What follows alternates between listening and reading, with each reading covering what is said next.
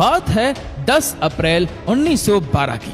RMS Titanic दुनिया का सबसे बड़ा और सबसे लग्जरी जहाज अपने जमाने का अपने पहले सफर पर निकलता है। ये जहाज साउथहैम्पटन इंग्लैंड से न्यूयॉर्क जा रहा है और इसके अंदर हर तरह के लोग बैठे हैं।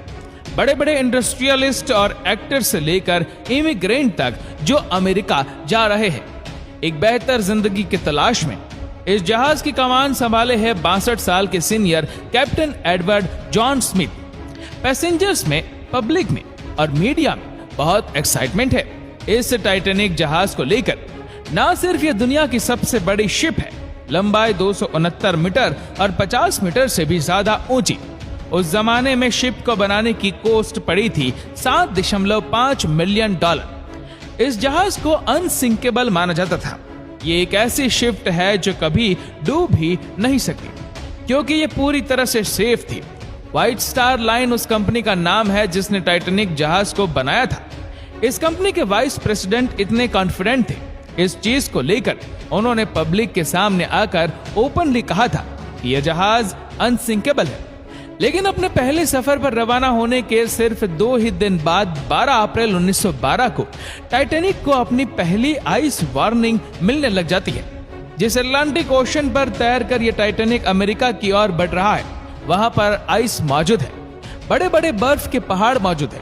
आइसबर्ग जो खतरा है इस जहाज के लिए, ये वार्निंग इतनी अनयूजुअल चीज नहीं है। समुद्र से गुजरने वाले जहाज अक्सर अपने आसपास वाले जहाजों को रेडियो के थ्रू कम्युनिकेट करके बताते रहते हैं कि समुद्र के इस एरिया में बहुत ज्यादा बर्फ मौजूद है, ध्यान से आगे बढ़ना। इस वार्निंग को रिसीव करने के बाद टाइटैनिक अपने कोर्स 2 बार बदलती है डेंजर जोन को अवॉइड करने के लिए, लेकिन अपनी स्पीड को कम नहीं करती। 21.5 नॉट्स जो कि 40 किलोमीटर पर आवर के बराबर होता है, इतनी ही तेजी से यह जहाज आगे बढ़ता रहता है अपने लक्ष्य की ओर। 2 दिन बाद 14 अप्रैल 1912 7 और आइस वार्निंग दी जाती है, लेकिन कैप्टन स्मिथ इस वार्निंग को इग्नोर कर देते हैं। टाइटैनिक की रफ्तार कम नहीं करते। धीरे धीरे सूरज ढल जाता है, रात हो जाती है, तापमान नीचे गिरता है।